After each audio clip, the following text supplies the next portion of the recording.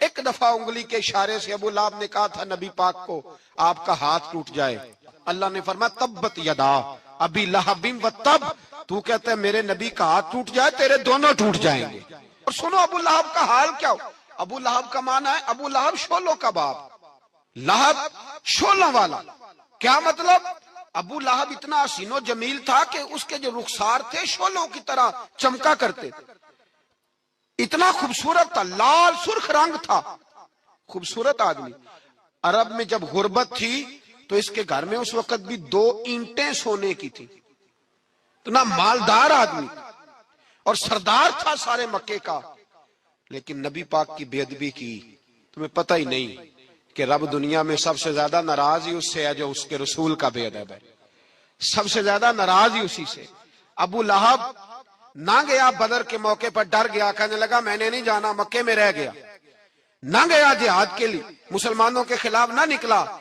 لوگوں نے بڑا اس کو لان تان کیا، لیکن کہنے لگا میرے خرچے پہ 4-5 بندے لے جاؤ، میں نہیں جاؤں گا، پیچھے رہ گیا۔ لوگ کہنے لگے بچ گیا، لیکن اس کے جسم کے اندر ایسی بیماری نکلی کہ ریشے سے بھر گیا سارا وجود، ریشے۔ اس کے بچوں نے لے جا کے ابو لہب کو پیچھے ایک حویلی تھی مکے کے باہر، اس میں بند کر دیا۔ چیختا تھا، چلاتا تھا، میں بد دعا نہیں دیتا، پر اگر کلیجہ پھاڑ کے دیکھو تو دل بڑا زخمی ہے۔ میری حیات کو ٹکڑوں میں بانٹنے والے، جب تیری حیات بھی بکھرے تیری ممات بھی بکھرے۔ اللہ کرے اسی طرح تو بھی روئے جس طرح آج اس دھرنے میں شہید ہونے والے کی ماں روئی۔ اللہ کرے میری حیات کو ٹکڑوں بانٹنے والے، جب تیری حیات بھی بکھرے جب تیری ممات بھی بکھرے۔ بد دعا ہے تمہارے لیے، بد دعا ہے تمہارے لیے، جب تیری حیات بھی بکھرے تیری ممات بھی۔ بند کر دیا اس کو لے جا کے وہاں پیچھے، اور جب اس کو بند کر دیا کمرے میں تو چلاتا تھا، چیختا تھا، کوئی مجھے بچاؤ، کوئی پانی پلاؤ۔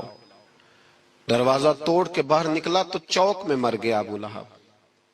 اتنی بدبو آتی تھی کہ کوئی قریب نہیں جاتا تھا۔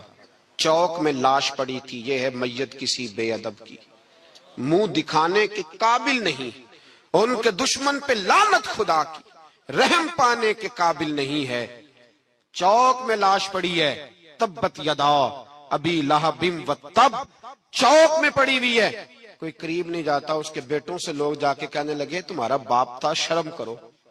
ایک ملازم کو پیسے دیے، اس کے بیٹے نے کہا گڑھا کھودو اور میرے باپ کو رسی کے ساتھ پکڑ کے اس میں پھینک دو۔ ایک گڑھا کھودا مکے کی گلی میں، اور رسی کے ساتھ پکڑ کر، رسی کے ساتھ باندھ کر اس کی ٹانگ کو گھسیٹ کر اس گڑھے میں ڈال دیا، اوپر سے مٹی ڈال دی، بدبو کا وہ ڈھیر بند کر دیا۔ ابو لہب مکے کا سردار تھا، پر جانے کہاں مردود دفن ہے۔ لیکن میانی صاحب کے قبرستان میں جاؤ، میانی صاحب کے قبرستان میں وہ علم الدین جسے اپنا نام بھی نہیں لکھنا آتا تھا، ہزاروں لوگ روزانہ اس کی قبر پہ کھڑے ہوتے ہیں اور رسول اللہ کی نعتیں سناتے ہیں۔ جا کے دیکھو تو صحیح منظر کتنا بدل گیا۔ اور جب غازی علم دین شہید کا جنازہ اٹھا تو امیر ملت پیر جماعت علی شاہ صاحب کی چیخ نکل گئی، اور ڈاکٹر اقبال رونے لگے، اور قائد اعظم تڑپنے لگے، منتیں کرتے تھے محمد علی جناح کہ یارو تھوڑے پیچھے تو ہٹو، میرا بھی دل کرتا ہے میں بھی ذرا اسے کندھا دے لوں، ذرا پیچھے تو ہٹو۔ محمد علی جناح جیسے لوگ تڑپتے تھے، اور جب قبر میں اترنے کی باری آئی تو ڈاکٹر اقبال نے ہاتھ باندھے، کہنے لگا او دوستو اقبال پہ تھوڑا رحم کھاؤ، اسے میرے ہاتھوں پہ رکھو، قبر میں اتار دیتا، اسے میرے ہاتھوں قوت عشق سے ہر پست کو کر دے، دہر میں اس میں محمد سے اجالا کر دے، اور کی محمد سے فاتو نے تو ہم تیرے، یہ جہاں چیز ہے کیا لوح و قلم تیرے ہیں۔ اور اقبال کہنے لگے دیکھو میں شعر لکھتا رہا اور یہ لوہاراں دا منڈا نمبر لے گیا۔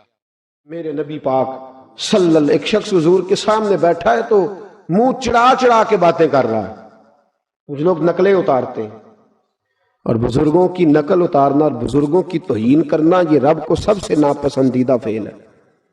توہین کے انداز میں نقل اتارنا، تو کہتے ہیں منہ چڑھا چڑھا کے باتیں کر رہے تھے، میرے حبیب نے فرمایا نہ ایسے کر، بڑے میٹھے انداز، کیوں اپنے منہ کو بگاڑ رہا، نہ کر۔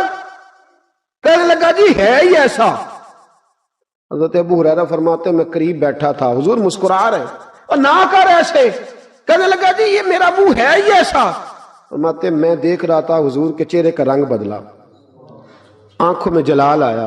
فرمایا اچھا جا پھر ایسا ہی ہو جائے، جا پھر ایسا ہی ہو جائے.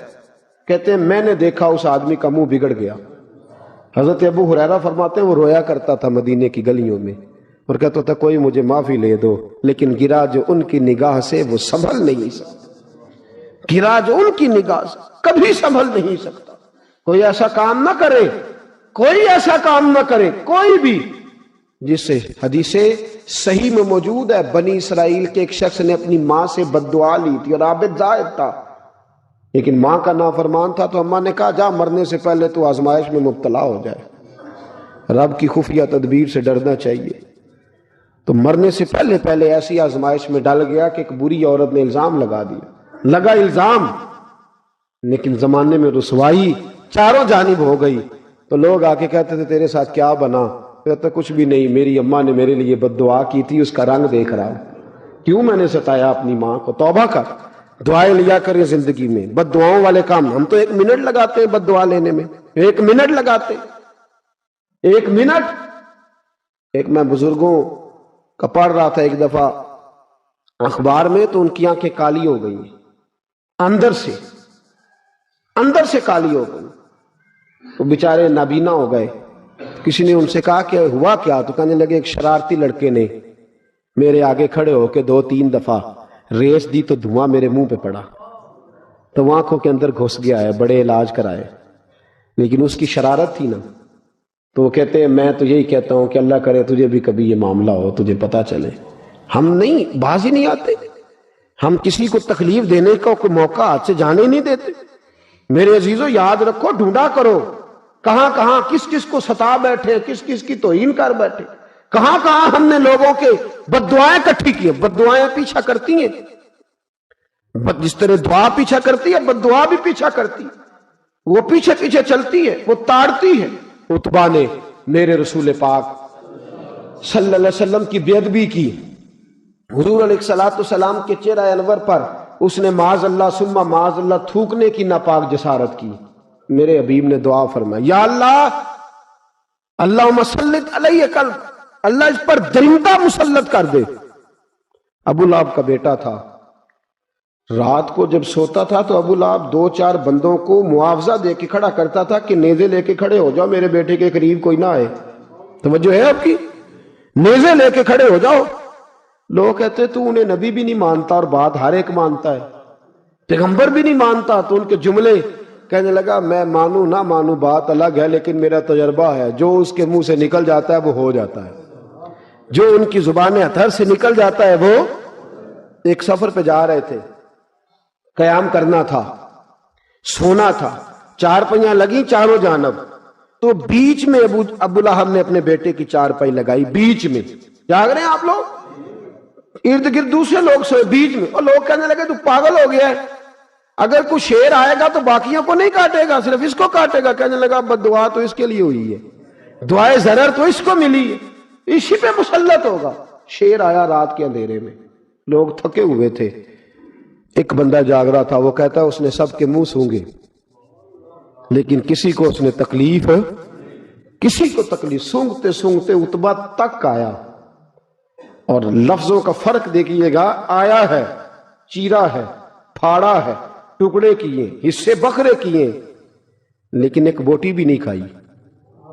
مار دیا، چہرہ بگاڑ دیا، وجود کاٹ دیا، چلا گیا قتل کر کے. کھایا نہیں، ایک لقمہ بھی اس کے وجود. بھائی درندے پھاڑنے آتے ہیں کہ کھانے آتے ہیں؟ وہ کھایا نہیں، پھاڑ کا چلا گیا. تو لوگ سویرے پوچھنے لگے صحابہ سے کہ ماجرا کیا ہے؟ تو گویا صحابہ زبان حال سے کہہ رہے تھے گستاخ کا گوشت گندا ہوتا ہے، جانور بھی نہیں کھایا کرتے، گندا ہوتا ہے. یہ ہے میت کسی بے ادب کی منہ دکھانے کے قابل نہیں ہے. ان کے دشمن پہ لعنت خدا کی، وہ رحم پانے کے قابل نہیں ہے. میرے رسول پاک صلی اللہ علیہ وسلم کی زبان اطہر سے اگر کبھی کسی شخص کے لیے ایسا جملہ نکل گیا تو پھر اس نے بھی اس کا پیچھا کیا، لیکن میرے حبیب نے دعائیں ہی دی ہیں.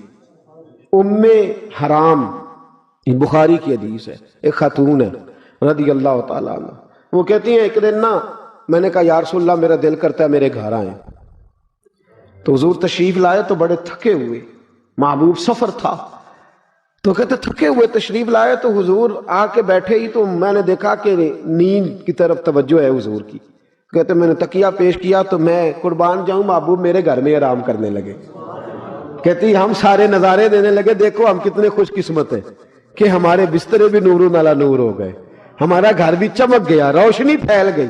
کہتے ہیں حضور سوئے جب اٹھے نا تو مسکرا رہے تھے، حضور اٹھے تو اس زمانے میں کوئی تصور نہیں تھا بیڑی بیرے کا، کشتی جو سمندر میں چلتی ہے اس کا تصور ہی نہیں تھا، ابھی قریب قریب نہیں بنتی تھی وہ کشتیاں، دور دور علاقوں میں بنتی تھی، اور اگر بنتی بھی تھی تو ان میں بیٹھ کے مجاہد نہیں جاتے تھے، مجاہد خشکیوں کے رستے جایا کرتے تھے۔ بی بی کہتی ہیں حضور اٹھے تو مسکرا رہے تھے، تو میں نے کہا حضور آپ کیوں مسکرا رہے ہیں، خیر تو ہے؟ تو نبی پاک نے فرمایا میں نے دیکھا ہے سوتے ہوئے کہ میری کچھ امت کشتیوں پر بیٹھ کے بھی کافروں کے خلاف جہاد کرے گی، دریاؤں میں بھی، اقبال نے کہا نا دشت تو دشت ہے دریا بھی نہ چھوڑے ہم نے، بحر ظلمات میں دوڑا دیے گھوڑے ہم۔